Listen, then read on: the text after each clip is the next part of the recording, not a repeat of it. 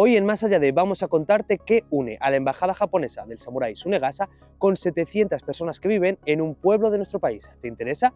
Si es así, quédate con nosotros y descúbrelo. ¡Comenzamos!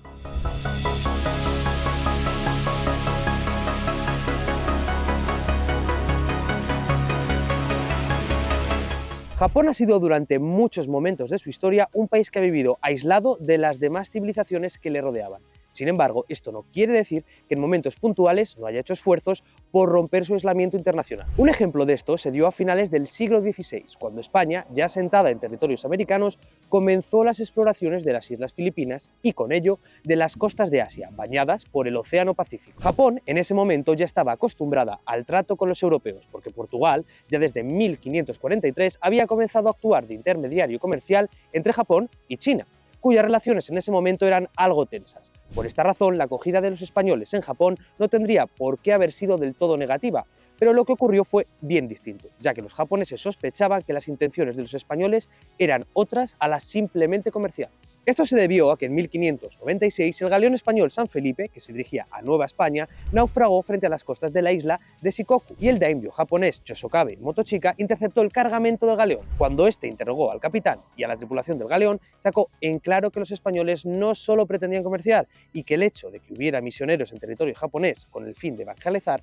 era en realidad el paso previo a la conquista de Japón. Las conclusiones sacadas de estos interrogatorios llevaron a Japón a comenzar las primeras persecuciones de cristianos en su territorio. La consecuencia directa de esto fue la masacre de Nagasaki. 26 misioneros fueron crucificados en Nagasaki en 1597, como respuesta a lo que en Japón entendieron como un intento de influencia extranjera por parte de España con el objetivo de destruirlos. Vista entonces la relación entre ambos países, era hora de volver al entendimiento. Volver al entendimiento porque las relaciones entre ambos países eran realmente buenas antes de la masacre de Nagasaki. De hecho, una embajada, la embajada Tensho, partió de Japón en 1582, rumbo a Europa. Arribaron a Lisboa y de allí viajaron a Madrid, donde fueron recibidos por Felipe II, para después, en 1585, llegar a Roma y presentar sus respetos al Papa. La embajada había causado buena impresión, pero para su vuelta a Japón la situación con los misioneros cristianos iba aumentando en tensión hasta el punto de desembocar en la masacre de Nagasaki que os hemos comentado. Así que, para recuperar el entendimiento que se había perdido, desde Japón partió otra embajada, esta vez en 1613, la conocida como Embajada Kensho, a cuyo frente se encontraba el misterioso samurái Hasekura Tsunenaka. La embajada Kensho, en lugar de dirigirse directamente a la península, se dirigió en primer lugar al continente americano. Allí fue recibida la embajada a comienzos de 1614 por Diego Fernández de Córdoba, virrey de Nueva España. Como signo de buena voluntad, algunos de los miembros de la comitiva se bautizaron antes de cruzar el Atlántico para poner rumbo a España. Una vez llegaron a la península, remontaron el Guadalquivir y alcanzaron Sevilla, y de allí partieron a entrevistarse con Felipe III en Madrid, la capital. Se trataron algunos asuntos comerciales que no llegaron a fructificar del todo, pese a las intenciones de la embajada, ya que la prohibición y persecución del cristianismo en Japón estaba en auge. Por esta razón, Felipe III pidió un cambio de conducta hacia los cristianos, a cambio de un acuerdo comercial, pero las ofertas de uno no convencieron al otro y viceversa, por lo que al final la embajada partió hacia las repúblicas italianas en 1615 sin un acuerdo firmado. Vale, pero ¿qué tiene que ver esto con 700 personas que viven hoy en España? Me dirás, ¿no? Bueno, a ver, si te he contado esto es porque, además de que seguro no lo conocías, tiene bastante que ver.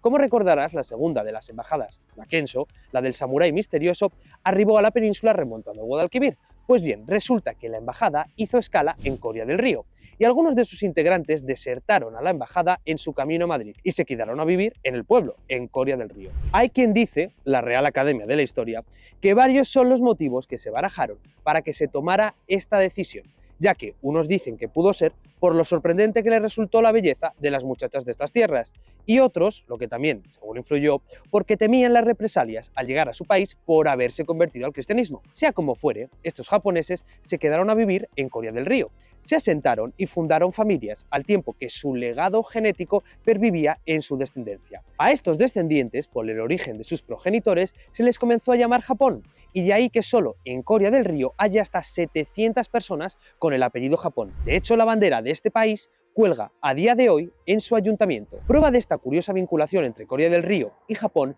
es la presencia en esta localidad de una estatua del misterioso samurái Hasekura Tsunenaka. Además, por si fuera poco, Naruhito, el actual emperador japonés, ha visitado Coria del Río.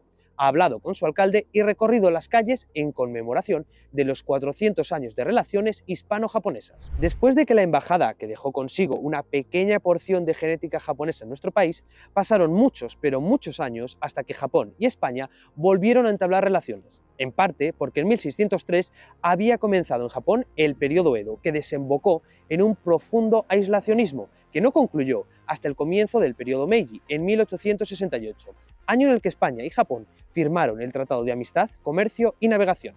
Sea como fuere, la huella del país nipón en España, con sus idas y con sus venidas, es perceptible y en cierto sentido imborrable, como atestiguan muchos de los habitantes de Corea del Rin. Esperamos que te haya gustado mucho el vídeo y si es así, dale a like, activa la campanita, suscríbete y no te olvides dejarnos un comentario. Nos vemos la semana que viene en Más Allá de.